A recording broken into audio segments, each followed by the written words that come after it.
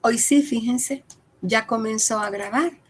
Bueno, les decía hace un momento que vamos a estudiar en este curso para continuar con el curso de Bioquímica 2. Vamos a estudiar el tema de estrés oxidativo.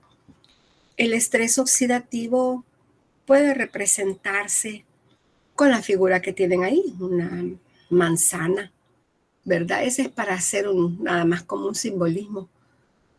Una manzana roja que se ha arrugado, el color está más oscuro, aparece un color amarillo.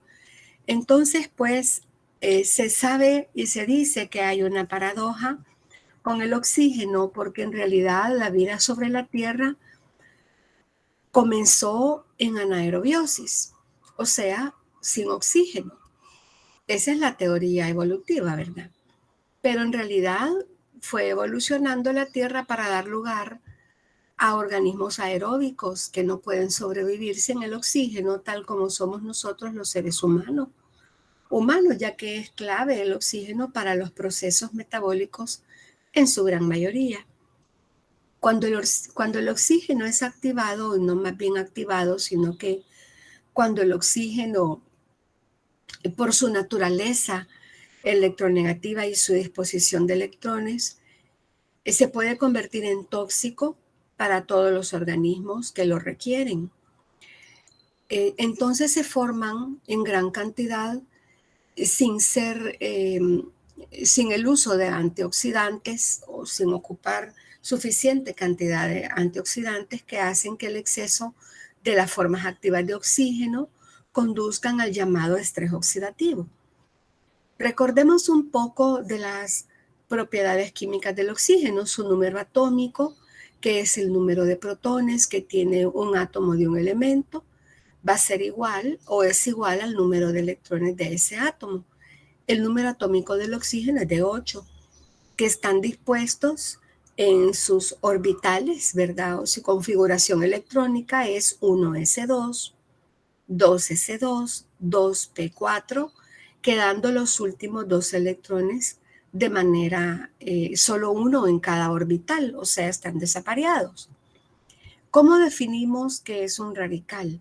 Un radical, y ustedes han visto muchos radicales en química orgánica, es una molécula o átomo que tiene un electrón desapareado en un orbital. Acuérdense que los electrones describen orbitales, estos son conceptos elementales de la química y que tienen un movimiento continuo que es el que va describiendo los orbitales.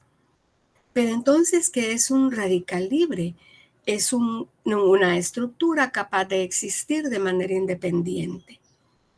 Y ahí tenemos su representación como R con un puntito negro a la derecha, o puede estar a la izquierda también, que representa al electrón desapareado, ¿verdad? Y que puede existir como una entidad química independiente.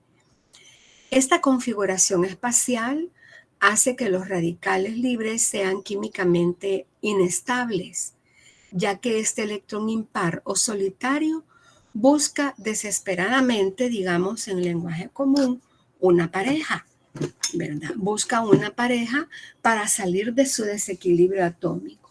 Acuérdense que por la ley del octete, los elementos y las diferentes moléculas y sobre todo los elementos en la tabla periódica buscan su octete, o sea, buscan tener completo su octete tal como lo hacen los gases nobles que están al extremo derecho de la tabla periódica, porque de esa manera tienen una configuración más estable. Bueno, continuando con los radicales libres, podemos decir que son especies químicas muy reactivas, o sea, reaccionan con otros compuestos fácilmente. Ya dijimos que son extremadamente inestables, poseen un electrón desapareado, tienen gran poder reactivo y tienen una vida media muy corta, de milisegundos. Tenemos en la figura de la derecha un átomo normal, pero la pérdida de un electrón convierte al átomo, digamos, sano o estable más bien, en un radical y queda con un electrón desapareado en un orbital, por supuesto, de los externos. Los radicales libres reaccionan con facilidad porque necesitan encontrar el electrón necesario para lograr su estabilidad. Entonces, pues, si roban un electrón a otra molécula, roban, digamos, en el buen sentido, la otra molécula quedará inestable y se convertirá en un radical libre. Entonces, de esa manera se va llevando a cabo una cascada de radicales libres, de formación de radicales libres, hasta que irrumpen con una célula viva, aunque en realidad esto ya sucede dentro de la célula. Es decir, pues esta serie de reacciones se da en lo que conocemos como reacciones en cadena. Entonces, por ejemplo, con la presencia de un antioxidante, eso vamos a mencionarlo desde acá, los antioxidantes van a neutralizar al radical libre, pero no en el sentido de la neutralización ácido-base, sino que en el sentido de que los antioxidantes van a proporcionar un electrón para que ese radical libre quede estabilizado y que pueda desaparecer y formar otra entidad estable. Pero ¿cuáles son los efectos de los radicales libres en los tejidos? Bueno, hay daño celular que puede llevar a la inflamación, al cáncer, enfermedades cardiovasculares, a la artritis, a un envejecimiento prematuro, y también tienen un efecto en el sistema inmunitario. Al afectar a las células del organismo, las células de este sistema se ven afectadas por los radicales libres. El envejecimiento prematuro es la deteriorada función inmunitaria. Se da por eso, por el cáncer, la aterosclerosis. Ahí no es arterio, sino que es aterosclerosis y muchas otras complicaciones de la salud del ser humano. Bueno, aquí tenemos algunas enfermedades y condiciones relacionadas con lesiones que causan los radicales libres. Así tenemos la aterogénesis, es decir, la formación de la placa aterosclerótica, el enfisema, la bronquitis, la distrofia muscular de Duchenne, que es una enfermedad hereditaria y tiene un origen genético, pero hay exceso de radicales libres. También pueden presentarse en el embarazo cuando hay preeclampsia, fibroplasia retrolenticular, cáncer cervicouterino y un listado, ¿verdad?, que incluye la hepatopatía alcohólica, en el proceso de hemodiálisis para pacientes renales, en la diabetes, donde se forman los productos glicosilados también por combinación con proteínas, en la insuficiencia renal aguda, en el envejecimiento, los trastornos vasculares cerebrales, lesión por isquemia y reperfusión, esas lesiones por isquemia que pueden ser ya sea en el cerebro, en el corazón, incluso en el intestino delgado, trastornos neurodegenerativos, esclerosis lateral, en la enfermedad de Alzheimer, en el síndrome de Down, también después de un accidente cerebrovascular, enfermedades que se llaman OXFOS, que son por trastornos del DNA mitocondrial, la esclerosis múltiple, que creo que se mencionó antes, y en la enfermedad de Parkinson. Pero vamos a introducir de una vez el concepto de antioxidante.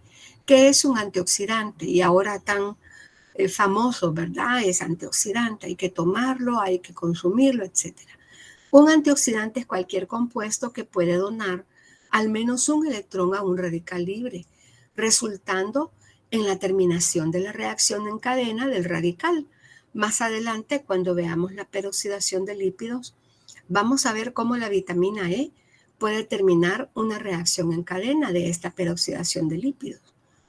El antioxidante tiene entonces la habilidad de prevenir el comienzo de la reacción en cadena más que determinarlas, aunque algunos pues lo pueden determinar. La ventaja es que también hay antioxidantes alimentarios. Estos son sustancias presentes en los alimentos que van a disminuir significativamente los efectos adversos de las especies reactivas de oxígeno o de las especies reactivas de nitrógeno, porque como vamos a ver también en un momento, hay especies reactivas de oxígeno y especies reactivas de nitrógeno o combinada de ambos. Los radicales libres no es que sean intrínsecamente malos y de por sí, sino que nuestro propio cuerpo los fabrica en cantidades moderadas muchas veces para luchar contra bacterias y virus, o sea, dentro de nuestro sistema de defensa. El problema es el exceso, ¿verdad? El problema es el exceso de radicales libres. Entonces ahí sí hay, podríamos decir, se ha podido equilibrar la presencia de esta cantidad de radicales libres porque hay mayor cantidad de antioxidantes. Pero cuando se da el estrés oxidativo, lo vemos como el resultado de un desequilibrio entre fuerzas prooxidantes y las antioxidantes. ¿Qué situaciones aumentan las fuerzas prooxidantes? O sea, la formación de radicales libres.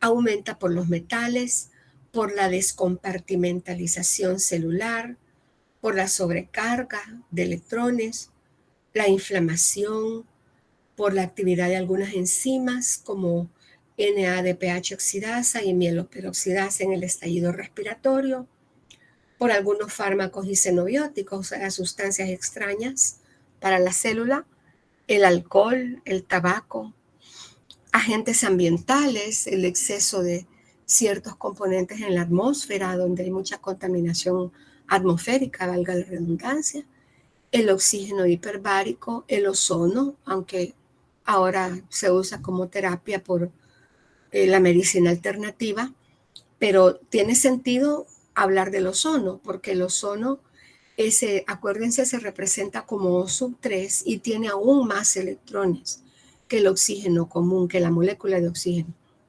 También es prooxidante la hiperglucemia, como sucede en la diabetes, por reacciones de glucosilación y la producción de los AGE, que son subproductos, ¿verdad?, de esta hiperglicemia. Y también la vía del poliol, que está aumentada, la vía del sorbitol, está aumentada en la diabetes. Eso lo van a ver en próximas clases. Pero ¿qué es lo que desciende los radicales libres? Bueno, enzimas antioxidantes que en realidad son sistemas de defensa para el organismo, sistemas de defensa contra los radicales libres, como son la superóxido dismutasa, la catalasa, la glutatión peroxidasa, vitaminas antioxidantes como la A, la C, la E, que son vitaminas liposolubles, pero con acción antioxidante. Moléculas pequeñas como el glutatión, que es un tripéptido, la carnosina, el mismo ácido úrico, también el secuestro de metales, el hecho del secuestro de metales, porque ya vamos a ver en unas reacciones posteriores cómo algunos metales en su forma, por supuesto, iónica, van a contribuir a reacciones que lleven a la producción de radicales libres.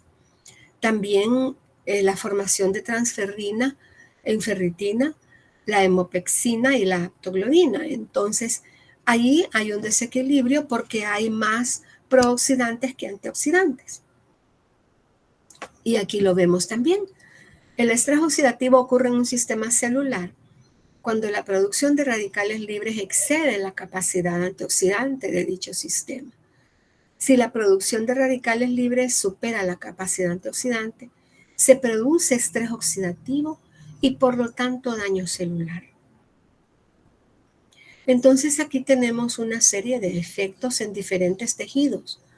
Por ejemplo, en el riñón, que el estrés oxidativo puede llevar a glomerulonefritis, enfermedad renal crónica, cuando hay un fallo multiorgánico. En realidad, en el envejecimiento, cada día envejecemos. Cada día estamos dirigiéndonos a una edad más grande, una edad mayor. En el cáncer, en la isquemia, en la inflamación, en la diabetes que ya habíamos mencionado, también los efectos en la piel, hay eritema, o sea, enrojecimiento, dermatitis, esclerodemia, las quemaduras de sol, la psoriasis, en articulaciones y huesos, que lo vemos en la artritis reumatoidea y en la osteoartritis. Hay que cuidarnos mucho del sol, ¿verdad? Por los rayos ultravioleta, sobre todo creo que los beta. En el pulmón se manifiesta con asma, hiperoxia, fibrosis quística. En el cerebro también con Alzheimer, Parkinson, epilepsia, AVE, trauma, en el corazón con cardiopatía, en los vasos sanguíneos con aterosclerosis, vasoespasmos, en los ojos con retinopatías, cataratas, degeneración macular y en el hígado, que es como un laboratorio de bioquímica, pues en la hepatitis y la cirrosis, que se puede dar en diferentes estados, sobre todo en el alcoholismo, hay generación de radicales libres, como lo tuvieron que haber visto en la clase del etanol. Bueno, pero ¿cómo será la acción protectora contra radicales libres? Hay enzimas antioxidantes que requieren la presencia de sustancias que son oligoelementos como el selenio y el zinc, que muchas veces forman parte de esas estructuras para cumplir su función. Si ustedes recuerdan aminoácidos no estándares que vieron en Bioquímica 1, se habló de aminoácidos estándares y no estándares. Algunos no estándares tenían selenio. El famoso zinc, que incluso sirve para estabilizar estructuras proteicas cuando recién se forman, ¿verdad? Entonces, esos oligoelementos también son importantes porque forman parte de muchas enzimas antioxidantes. También hablamos de antioxidantes endógenos, que se ha venido diciendo enzimas producidas por las células, como ya les mencioné, la superóxido dismutasa, la catalasa, glutatión peroxidasa, que van a convertir a los radicales libres en productos no tóxicos. Y los antioxidantes exógenos que ingresan en el organismo con alimentos, por ejemplo, la vitamina A, la vitamina C, que es muy abundante en la guayaba, y la vitamina E, que aceptan fácilmente electrones o, en otras palabras, que donan fácilmente un electrón, estabilizan a los radicales libres y de esa manera estos son eliminados. Recuerden que las reacciones de óxido-reducción implican dos especies, una especie que acepta electrones y otra que lo dona. Entonces los antioxidantes son donadores de electrones realmente. Son sustancias que neutralizan a los radicales libres aportando el electrón que les falta, el electrón por el que se sienten inestables y desapareados. Bueno, los radicales libres realmente se forman en muchos procesos en el organismo, por el metabolismo, en el sistema inmune para atacar virus y bacterias. Sin embargo, también existen factores ambientales que hacen que aumenten los radicales libres en nuestro organismo. La contaminación, el cigarrillo, la mala alimentación, la comida chatarra, ¿verdad? Porque a veces es cocinada con aceites cuya procedencia no conocemos y que van a tener un efecto oxidante y de formación de radicales libres, que van a aumentar la cantidad de estos en el cuerpo. Entonces, el organismo, el cuerpo maneja los radicales libres que se producen de forma natural, pero si la producción de los mismos es excesiva o si se están consumiendo muchos radicales libres es cuando se producen los daños. Entonces, las condiciones que aumentan la producción de radicales libres es la contaminación ambiental, ya lo habíamos mencionado, el tabaquismo, y no solo el hecho de inhalar el humo, sino que aspirar el humo del tabaco tiene muchas sustancias cancerígenas, las dietas ricas en grasas, sobre todo en grasas saturadas, como son las grasas de origen animal, la exposición excesiva a las radiaciones solares, lo que les decía hace un momento, ¿verdad? Hay que usar, si no, miren cómo está de fuerte el sol y son las 7 y algo de la mañana. Hay que usar filtros solares, ¿verdad? Sobre todo en nuestro país, en la región centroamericana en general, que es muy, muy alto esa exposición a las radiaciones solares. La ingesta de aceites vegetales que fueron refinados. ¿Y por qué vegetales entre comillas? Porque les llaman vegetales, pero a veces les ponen un componente para producirlos, un componente de origen animal. Eso, por supuesto, debería de ser prohibido, no sé si está regulado, creería que no, porque esa grasa de origen animal que le ponen para la producción de aceites es para aumentar la producción y generar más ganancia, pero es nocivo para el organismo. porque como fueron refinados, contienen radicales libres al ser sometidos a altas temperaturas en el proceso de producción. Yo no estoy de acuerdo cuando dice aceite tal y el anuncio sin colesterol. Es que en realidad un aceite vegetal jamás tiene que llevar colesterol, porque el colesterol está presente en las células animales. Entonces, esa propaganda para mí no es válida. Bueno, aquí tenemos las diferentes causas de formación de radicales libres. La radiación, ¿verdad? Lleva a daño en el DNA. El humo del tabaco, ahí hay producción. Acá se está viendo. Quizás no es señalizado. Vamos a ver. Aquí tenemos, pero a mí me gusta el que es, pero vamos a usar este. Vamos a ver si lo logro señalar, perdón. Aquí tenemos el radical superóxido, ¿verdad? No sé por qué no me lo señala, pero bueno, esto en realidad, el radical superóxido producido por el humo del tabaco que llega a la producción del radical hidroxilo, el óxido nítrico, ¿verdad? En la contaminación, por la contaminación del aire con estas fábricas que no tienen control de su contaminación, la radiación ultravioleta, la oxidación de fármacos, los fármacos en exceso, el etanol en exceso, o sea, el alcohol etílico, ¿verdad? Las células blancas de la sangre van a ser dañadas también. También el metabolismo va a ser dañada la mitocondria, los rayos ultravioleta que van a producir el radical superóxido, el radical hidroxilo. En la inflamación, cuando se produce radical superóxido, peróxido de hidrógeno y el radical hidroxilo. Los radicales libres también aumentan con la edad. Está representado en esa gráfica. Aquí tenemos una persona, un niño de 10 años, el joven en sus 20, como creo que andarán muchos de ustedes.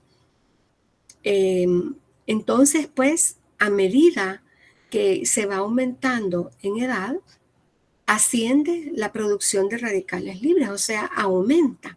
¿Por qué? Porque los mecanismos de control de radicales libres disminuyen, o sea, la capacidad del organismo para producir sus propias sustancias antioxidantes va disminuyendo con la edad.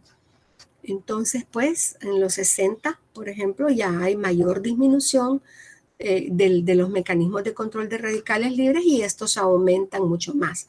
Y no solo en los 60, sino que esto va paulatinamente, tal como se ve acá, ¿verdad? Cuando hay exceso de radicales libres, como ocurre en el envejecimiento, y aquí estamos viendo este joven a esta edad, y luego va aumentando hasta llegar pues a la ancianidad, a la tercera edad.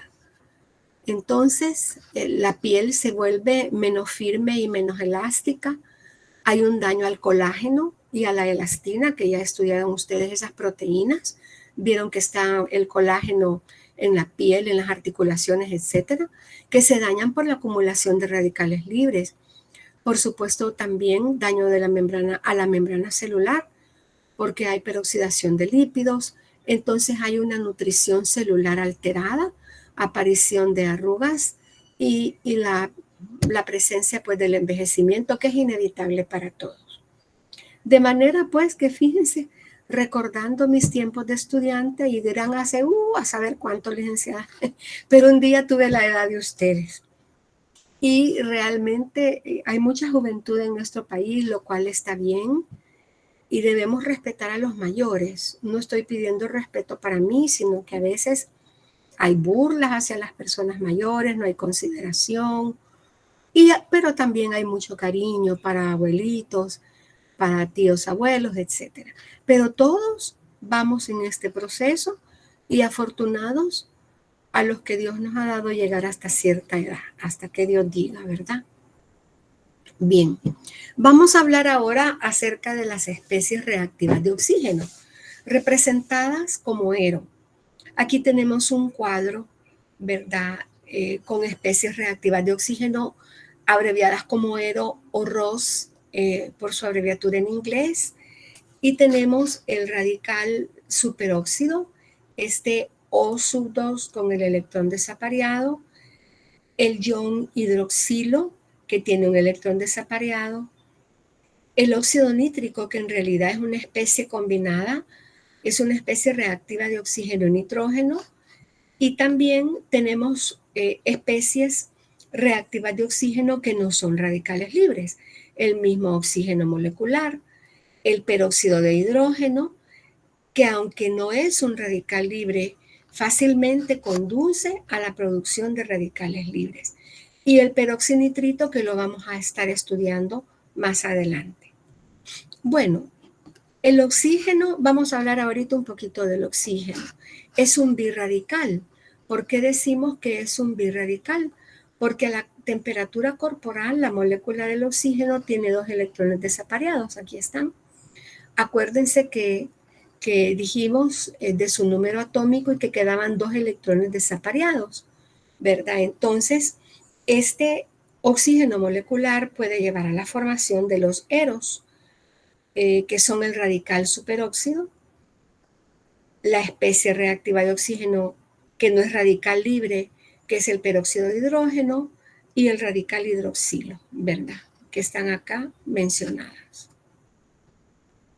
¿Cómo se forman algunos de estos especies reactivas de oxígeno? Bueno, para que el oxígeno, la molécula de oxígeno se reduzca a moléculas de agua, como está aquí al final, se necesitan 4 electrones. Es bueno que se produzca agua porque así ya no hay posibilidad de que forme radicales libres. Pero mientras tanto, si el oxígeno molecular, que acuérdense que el elemento oxígeno tiene una gran electronegatividad, aunque no es el elemento más electronegativo en la tabla periódica, este tiene avidez por electrones, porque tiene esos 2 electrones desapareados, entonces acepta un electrón, se forma el radical superóxido. Este radical superóxido puede aún aceptar otro electrón, porque tiene un electrón desapareado, entonces lo acepta y también acepta 2 protones para formar peróxido de hidrógeno. Este peróxido de hidrógeno es el agua oxigenada. Es la misma, ¿verdad?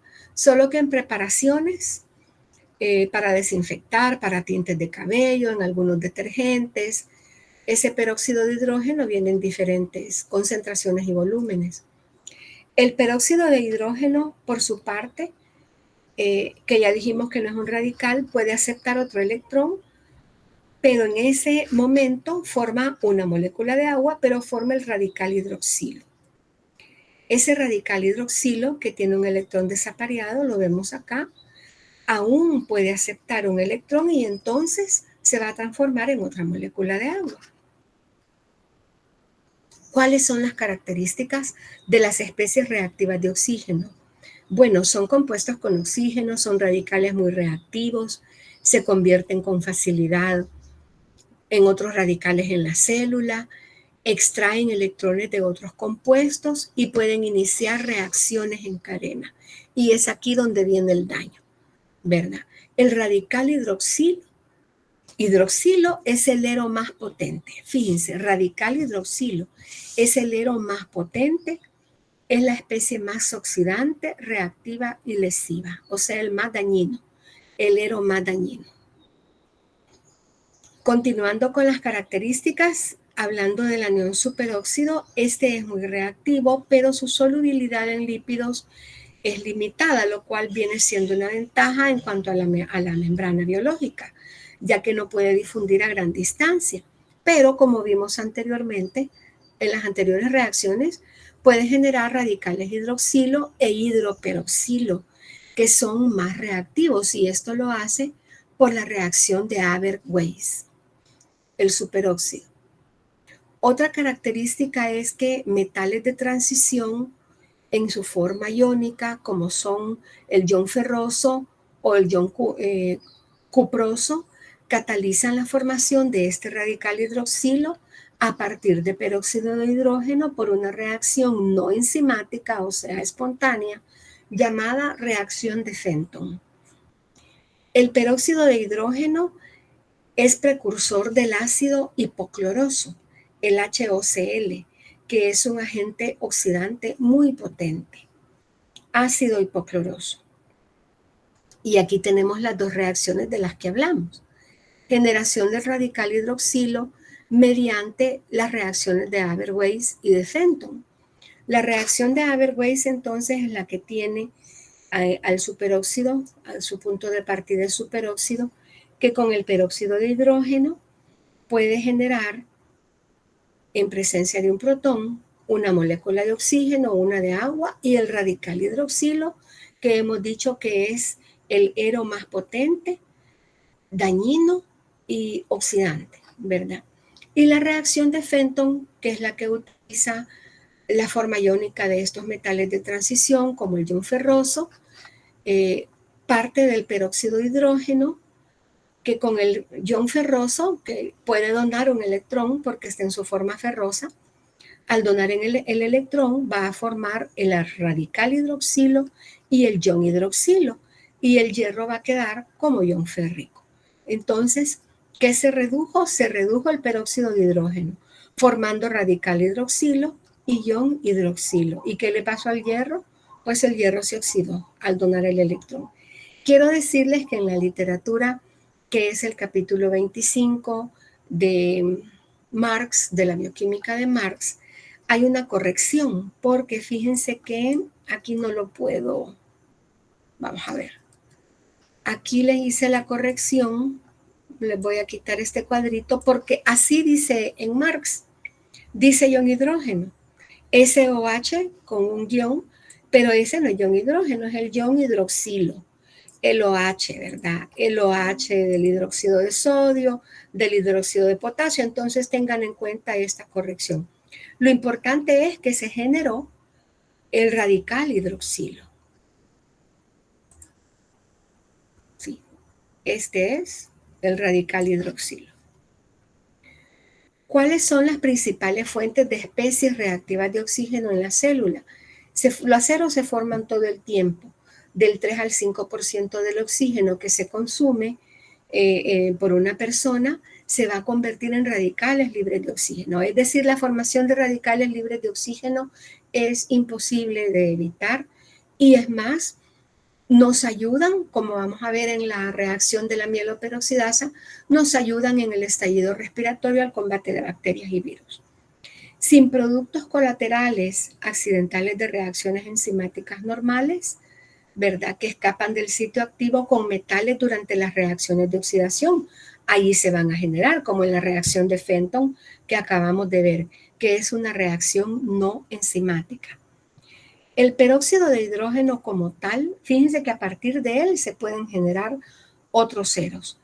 El peróxido de hidrógeno es un producto fisiológico de las oxidasas localizadas en los peroxisomas. En los peroxisomas, que son organelos celulares, ¿verdad? Y se van a producir por fármacos, radiación natural, contaminantes del aire, sustancias químicas, y todos ellos, como hemos dicho, van a aumentar la formación de radicales libres en la célula. Entonces hay factores internos y factores externos que van a contribuir a la generación del exceso de radicales libres. Fíjense que llama mucho la atención que entre los factores internos está el ejercicio muy intenso. Gente que solo pasa haciendo ejercicio, 4 horas en el gym, en el gimnasio, ¿verdad? El estrés mismo, el estrés de todos los días, los desechos metabólicos son factores internos. Los externos que ya mencionamos, dieta inadecuada, tabaco, alcohol, ciertos medicamentos, radiaciones solares, contaminación atmosférica. Bueno, hay procesos celulares en los que se genera radicales libres. Por ejemplo, la coenzima Q, que acuérdense que la coenzima Q es un elemento móvil del proceso de la membrana mitocondrial interna llamado cadena respiratoria o cadena transportadora mitocondrial de electrones. Recordemos aquí en la parte superior vamos a tener al complejo 1, la NADH deshidrogenasa con sus diferentes componentes, el FMN, los centros hierro-azufre. Entonces aquí el NADH proporciona 2 electrones al complejo 1, se transforma en NAD. Y se los entrega, después de que ha pasado el proceso interno del complejo 1, se los entrega el elemento móvil llamado coenzima Q, que lo tenemos acá. Lo primero que hace la coenzima Q es aceptar un electrón y formar la semiquinona, es decir, la coenzima Q semi-reducida, porque la completamente reducida va a producir COQH2. Pero este electrón de la coenzima Q puede escapar en el proceso de su entrega al complejo 2, y si escapa, puede darle un electrón al oxígeno para formar el radical superóxido. Por eso dice acá, en el proceso de transportar electrones al oxígeno, algunos de los electrones escapan cuando la coenzima Q semi-reducida o semiquinona interactúa de manera accidental con la molécula de oxígeno para formar el radical libre superóxido, ¿verdad? Fe y H representan el centro hierro-hemo de los citocromos. Y si ustedes recuerdan, en realidad en el complejo 2 hay un citocromo que trata de evitar ese escape de electrones, pero siempre se da. Es decir, que en la cadena respiratoria siempre se está dando esta formación del radical superóxido. También en otros procesos celulares donde intervienen oxidasas, oxigenasas y peroxidasas, estas enzimas van a unir oxígeno y le van a transferir electrones únicos a través de un metal, o sea, a través de los metales que vimos, hierro y cobre.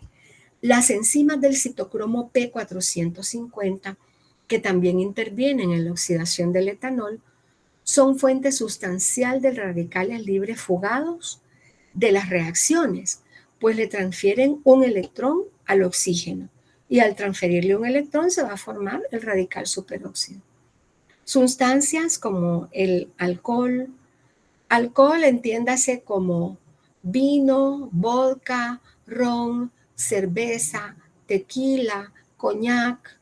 ¿Cuáles otras bebidas hay? Brandy, champán, aunque no mucho, y muchos otros.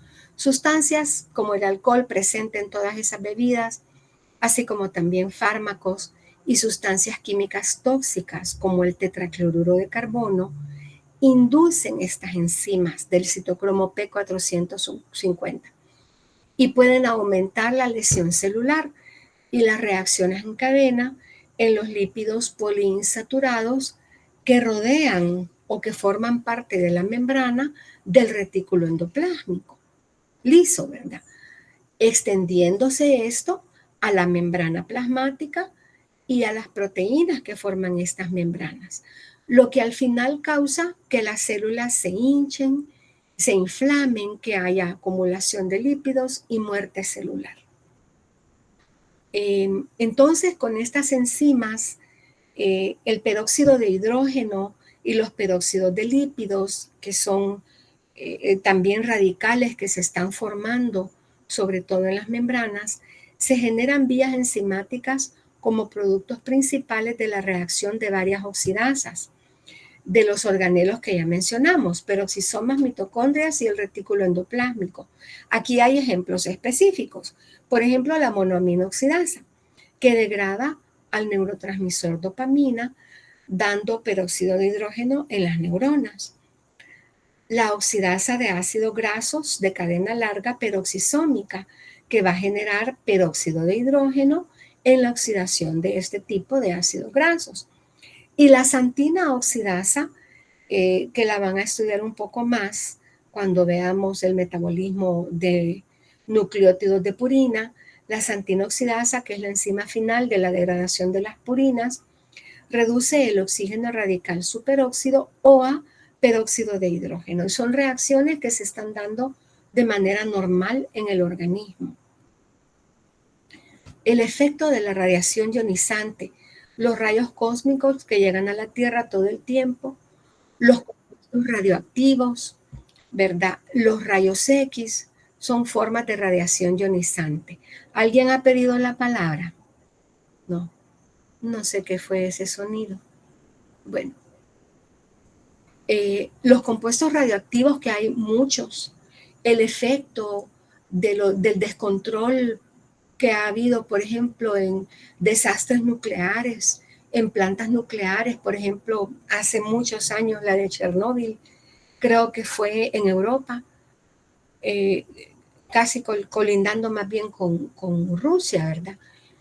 También creo que hubo uno en Japón, y los mismos rayos X, ¿verdad? Para las radiografías, son formas de radiación ionizante.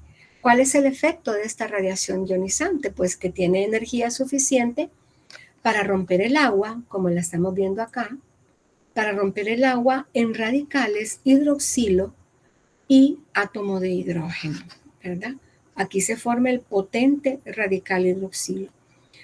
Y lo que va a causar es daño en la piel, mutaciones, cáncer y muerte celular. Hace poco se recordó lo de la bomba atómica, ¿verdad? Y ahí hay muchísimo de lo que se puede informar.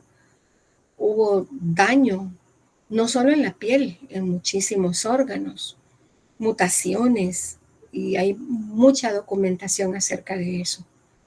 También la radiación ionizante puede generar radicales orgánicos por la colisión con los componentes celulares. Bueno, los radicales libres oxidan moléculas como el ADN mismo, o DNA como se llama también, con las proteínas, ¿verdad? Van a oxidar proteínas y lípidos produciendo alteraciones. Se pueden afectar células con producción continua, también células sin producción continua. Con producción continua como piel e intestinos, y donde provocan mutaciones cancerígenas.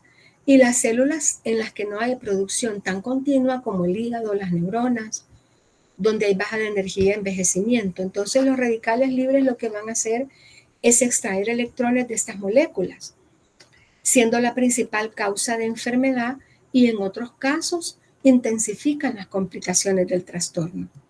Aquí vamos a ver un poquito más detalladamente la lesión celular por radicales libres.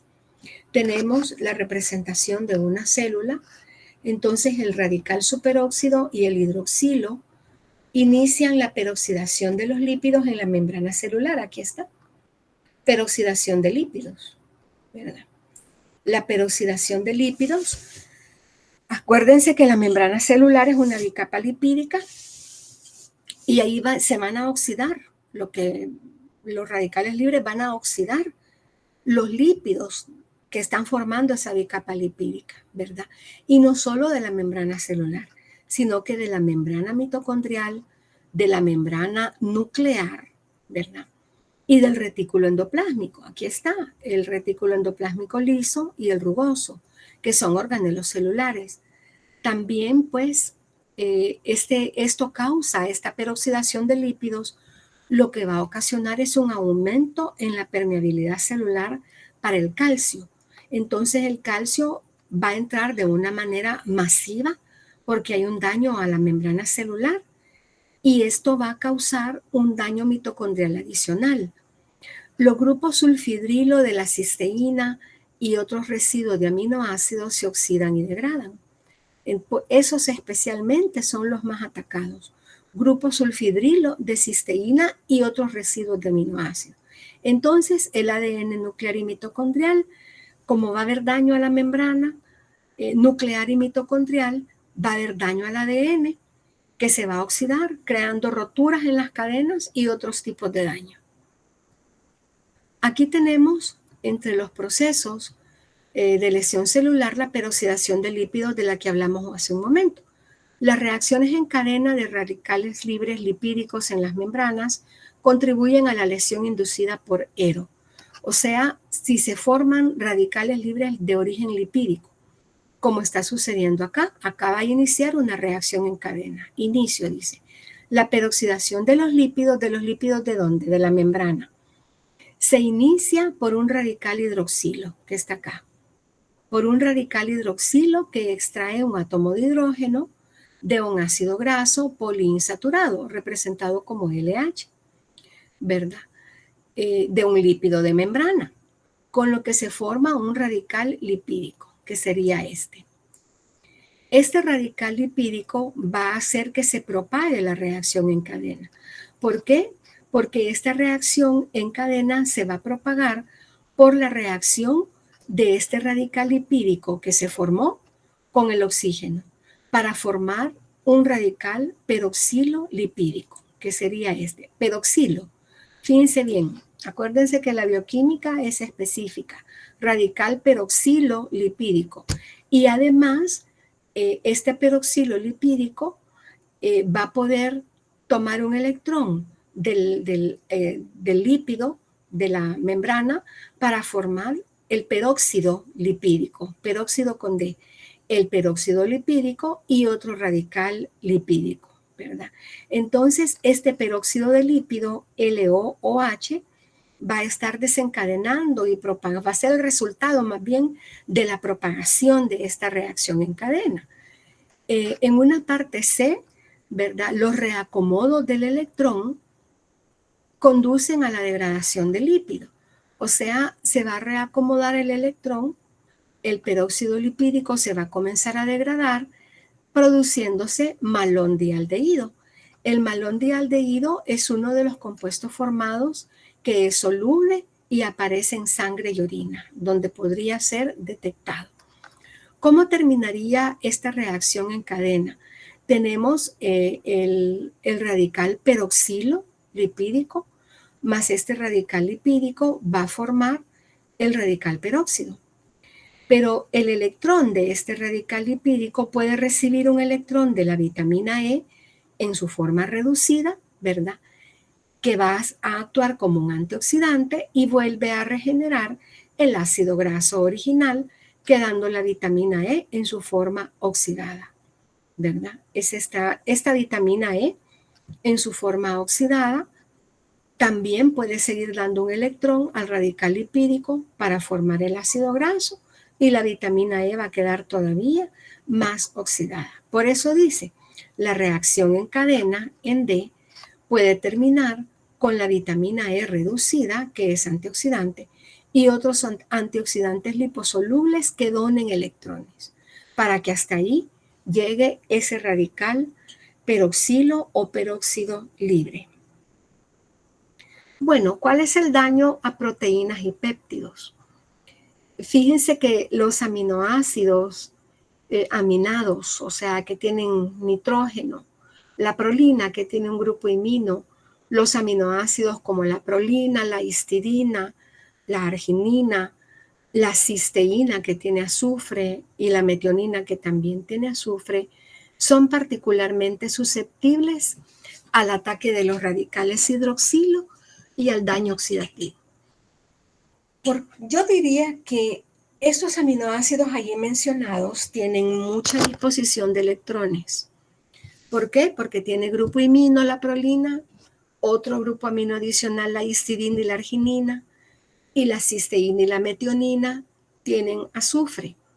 El azufre también es un elemento electronegativo. Entonces, esa disposición de electrones hace que los radicales libres extraigan electrones de esos aminoácidos para poder ser más estables, pero eso va a traer como consecuencia un daño oxidativo, ya que la proteína se fragmenta, se va a romper en su, acá las proteínas de esa membrana celular dañada, ¿verdad?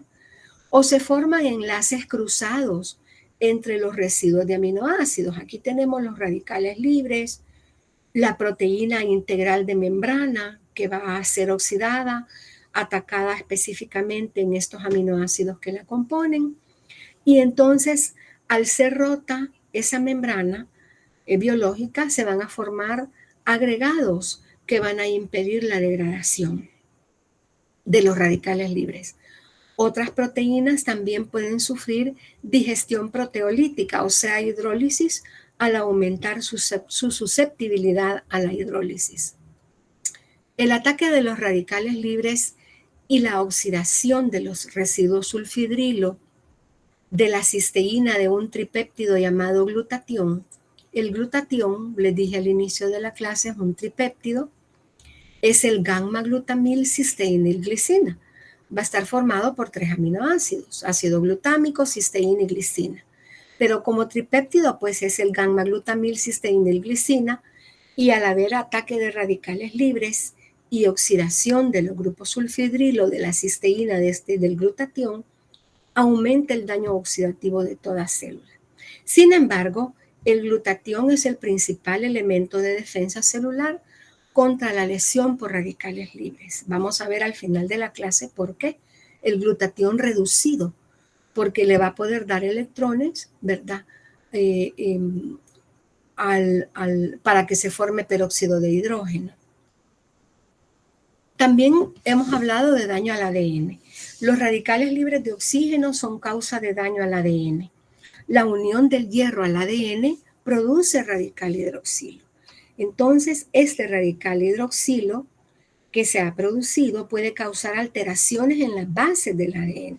O sea, primero, los radicales libres de oxígeno, los ceros, dañan al ADN porque desestabilizan su doble cadena, ¿verdad? Y luego viene el daño a las bases nitrogenadas que están formando los mononucleótidos del DNA o del ADN. Este daño a las bases nitrogenadas, como la guanina, va a hacer que se produzca el radical superóxido, ¿verdad? Y además, la guanina, por ejemplo, esta base nitrogenada, sufre el efecto del radical hidroxilo, y se forma 8-hidroxiguanina. La 8-hidroxiguanina es un indicador de daño al ADN, ¿verdad? ¿Por qué 8-hidroxi? Porque en la posición 8 se ha incorporado el OH del radical hidroxilo, ¿verdad? Aquí encontró su electrón, miren, aquí hay un nitrógeno, aquí hay otro, aquí hay una buena cantidad de electrones, y entonces ahí se ubica el radical hidroxilo formando 8-hidroxiguanina, cuya medición en sangre es indicador del daño al ADN. Entonces la célula tiene mecanismos de reparación para este daño y los efectos en realidad se van a minimizar mediante la apoptosis de la célula, o sea, mediante la muerte programada de la célula. Bueno, vamos a ver ahora las especies reactivas de nitrógeno y oxígeno, o sea, los ERNO. Entre ellos el óxido nítrico. El óxido nítrico en realidad es un neurotransmisor y hormona vasodilatadora a concentraciones bajas. Es esencial para la vida, pero es tóxico en exceso. Es un radical libre. Tiene un solo electrón desapareado y se une con otros compuestos que tienen electrones únicos, como es el ion férrico, el Fe3+, ¿verdad? Ya dijimos, es un neurotransmisor y hormona vasodilatadora. A concentraciones altas se puede combinar con el oxígeno y con el superóxido para formar los ERNOS, o sea, las especies reactivas de nitrógeno y oxígeno. Como estos son importantes en la enfermedad de Parkinson y artritis reumatoidea. ¿Cómo se produce el óxido nítrico en condiciones normales? Tenemos al aminoácido arginina, que con el concurso de NADPH en presencia de oxígeno, por la enzima óxido nítrico sintasa, que requiere hierro de lemo, requiere como cofactor al FAD y al FMN, y también requiere al BH4, o sea, al tetrahidrobiopterina, ¿verdad? Que es un cofactor también de esta óxido nítrico sintasa. Allí pues se genera el óxido nítrico y la arginina da lugar a la formación de citrulina y el NADPH queda como NADP. Entonces aquí se genera el óxido nítrico, así se sintetiza de esta manera. Aquí tenemos varios ERNOS que vamos a ver ahorita que causan daño oxidativo y por radicales libres. Aquí tenemos la reacción que acabamos de ver cuando la arginina pasa a citrulina con la enzima óxido nítrico sintasa y sus cofactores. Este óxido nítrico tiene el electrón desapareado, es un radical libre. Se puede combinar con otra molécula de óxido nítrico en presencia de oxígeno para producir 2 moléculas de óxido nitroso, que aún puede aceptar otra de óxido nítrico para formar el trióxido de nitrógeno. El trióxido de nitrógeno es un agente nitrosante, es un radical libre al igual que el óxido nítrico. Produce estrés nitrosativo y nitrosilación del grupo sulfidrilo de varios aminoácidos. También el trióxido de nitrógeno, el N-2 o 3, puede provenir de los nitritos. Y nitritos, quiero mencionarles que hay muchos en las comidas enlatadas. Se los ponen como preservante, ¿verdad? Nitrito de sodio, sobre todo. Por eso dice acá, de la dieta o de las bacterias intestinales. Los nitritos pueden llevar a la formación de trióxido de nitrógeno con la presencia de otra molécula de óxido nítrico. El óxido nítrico también en presencia de radical superóxido, aquí lo tenemos, puede formar peroxinitrito, que es este, o NOO con una carga negativa, que es un potente agente oxidante. Al pH fisiológico, este peroxinitrito puede aceptar un protón, formar ácido peroxinitroso, pero de por sí el peroxinitrito es un potente agente oxidante que puede interactuar con metionina y con grupos sulfidrilo como el de la cisteína. El peroxinitrito es estable y directamente tóxico, ¿verdad? Entonces hay varios cernos que ya hemos mencionado. El ácido peroxinitroso producido puede dar origen al nitrato NO3 con una carga negativa que es seguro. Puede dar origen junto con el OH, el ion hidroxilo, ¿verdad? Puede formar el ion nitronio, que es un agente nitrante, y con el radical hidroxilo, con este otro dióxido de nitrógeno, que es un radical libre presente en el humo tóxico, en el humo orgánico, en los cigarrillos y en el humo de los cigarrillos. Humo tóxico, sea de contaminantes ambientales, humo orgánico como el resultante de la quema de leña, ¿verdad? Hay gente que cocina con mucha leña. Se va a producir dióxido de nitrógeno, que es un radical libre, el cual es un iniciador efectivo de la reacción en cadena de la peroxidación de lípidos que vimos hace un momento. Bien, la función de los radicales libres durante la fagocitosis e inflamación, llamado estallido respiratorio. Aquí el estallido respiratorio lo van a experimentar células fagocíticas del sistema inmunitario que aceleran su consumo de oxígeno. Pero también la desventaja es que el estallido respiratorio es la principal fuente de superóxido, de peróxido de hidrógeno, del radical hidroxilo, de ácido hipocloroso y de especies reactivas de nitrógeno y oxígeno. Lo que está sucediendo es que el NADPH en presencia de oxígeno y de la enzima NADPH oxidasa puede formar el radical superóxido. Este radical superóxido, como ya vimos al inicio de la clase, puede formar peróxido de hidrógeno, pero también se puede dirigir junto con el óxido nítrico a formar el peroxinitrito que estábamos viendo hace un momento, y eso es lo que hace que se eliminen las bacterias. Pero al mismo tiempo, este peróxido de hidrógeno, por la reacción de Fenton, participando el ion ferroso, puede formar el radical hidroxilo, que si bien es cierto, va a combatir a bacterias, va a haber un estallido de radicales libres, el estallido respiratorio. El peróxido de hidrógeno, además, en presencia de ion cloruro y por la mieloperoxidasa, va a formar el ácido hipocloroso, que puede desembarazar de bacterias a la célula, pero se van a estar formando todos estos radicales libres.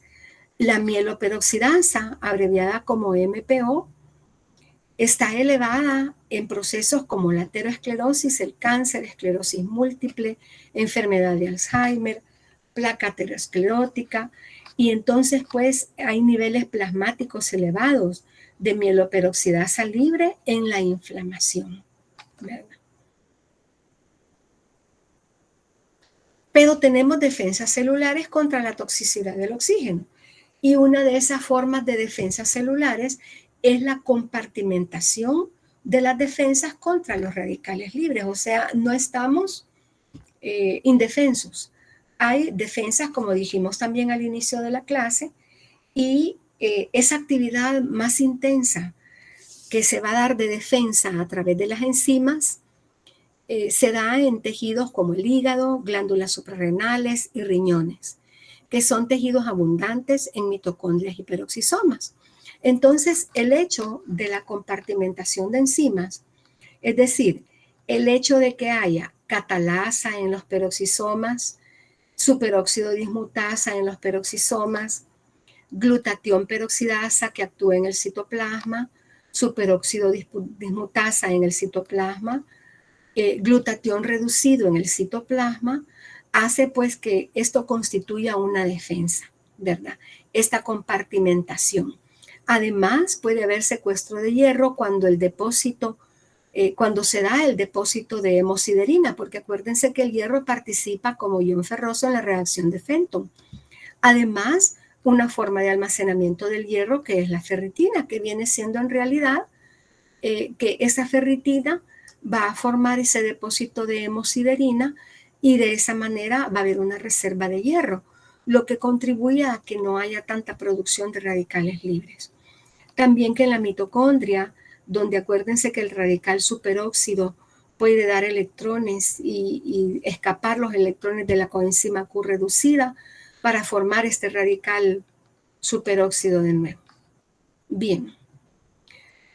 Hay enzimas antioxidantes recolectoras que ya las mencionamos, así se le llama. La defensa enzimática contra el acero incluyen a la SOD, superóxido dismutasa, a la catalasa y a la glutatión peroxidasa. Veamos qué hace esta enzima recolectora y defensora de radicales libres, la superóxido dismutasa. A la conversión de anión superóxido en peróxido de hidrógeno y oxígeno, o sea, una dismutación por acción de la superóxido dismutasa, se le llama defensa primaria del estrés oxidativo.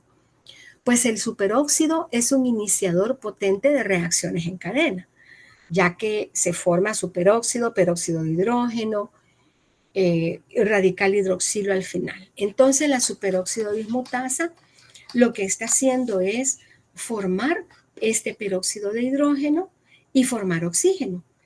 Y acuérdense que dijimos que aunque el peróxido de hidrógeno es una especie reactiva de oxígeno, no es un radical libre.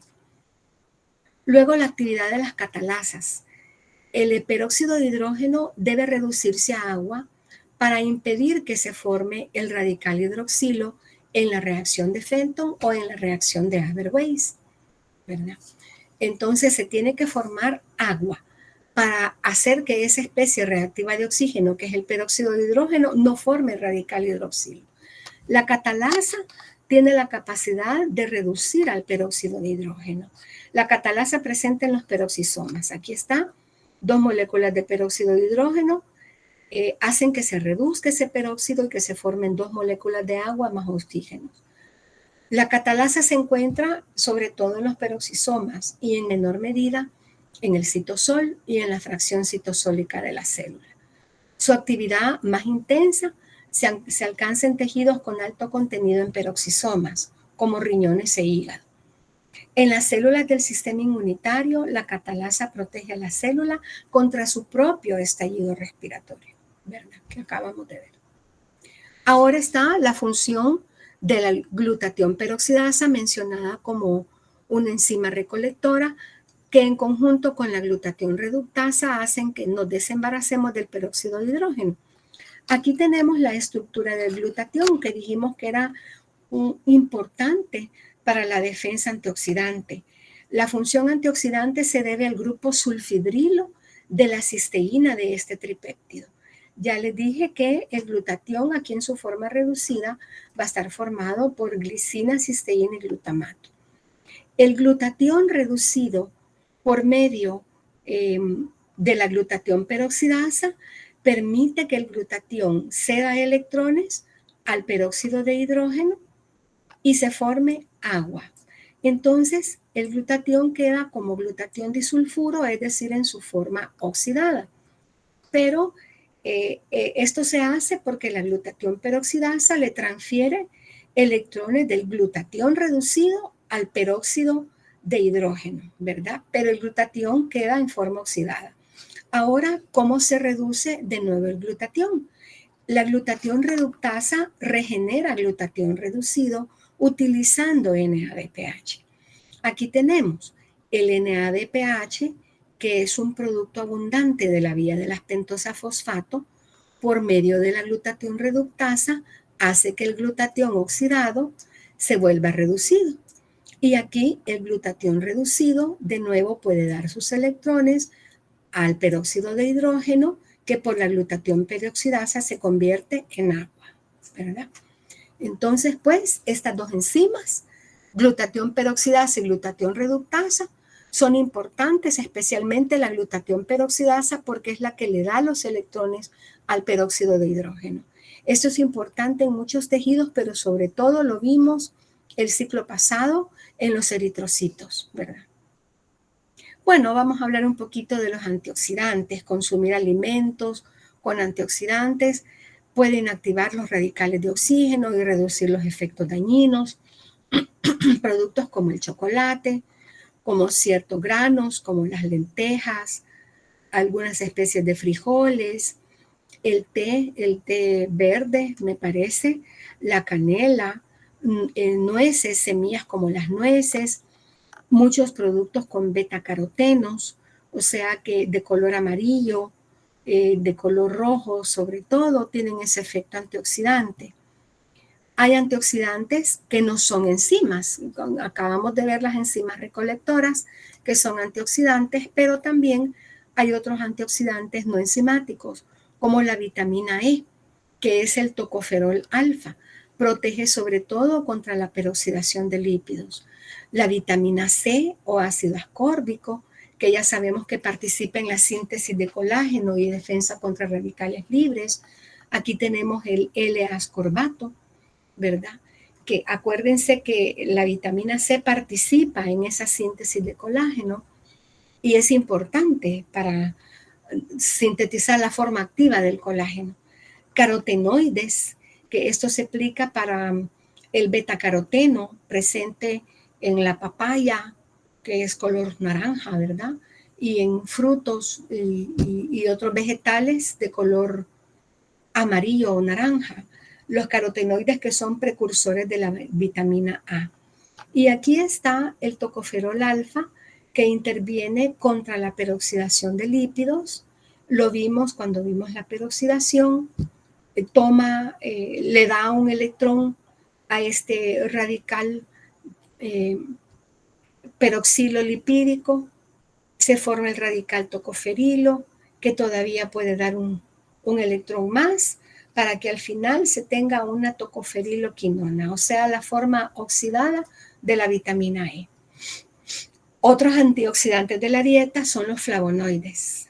Los flavonoides aquí tienen una estructura general, que son un grupo de compuestos que se encuentran en el vino tinto, té verde, en el chocolate, otros alimentos de origen vegetal. ¿Cómo actúan? Inhiben enzimas que generan aniones superóxido, como es la santina oxidasa. Producen quelación efectiva del hierro y el cobre, o sea, forman quelatos. Son productos, los quelatos son complejos y como son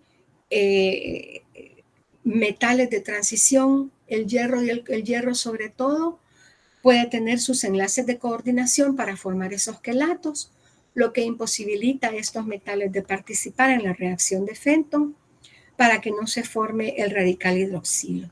Pueden donar electrones, los flavonoides, ¿verdad?, a los radicales superóxido o estabilizan a los radicales al formar complejos con ellos. Antioxidantes endógenos como el ácido úrico, que es el producto final de la degradación de las purinas en el hombre y en el ser humano, se libera a los líquidos extracelulares como la sangre, la saliva, el líquido que recubre los pulmones y tiene importancia particular en las vías respiratorias superiores donde hay pocos antioxidantes.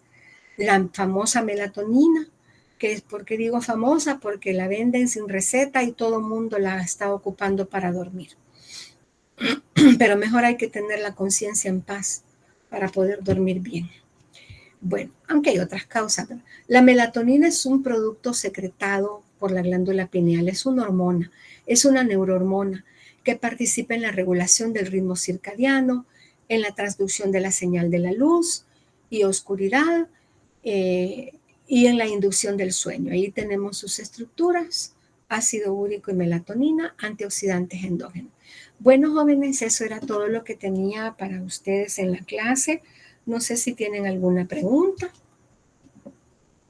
Ahí tienen la bibliografía y también les aparece en la plataforma.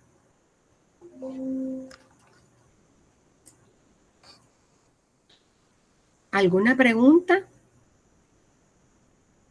Hola. Bueno, tienen discusión de grupo a las 9.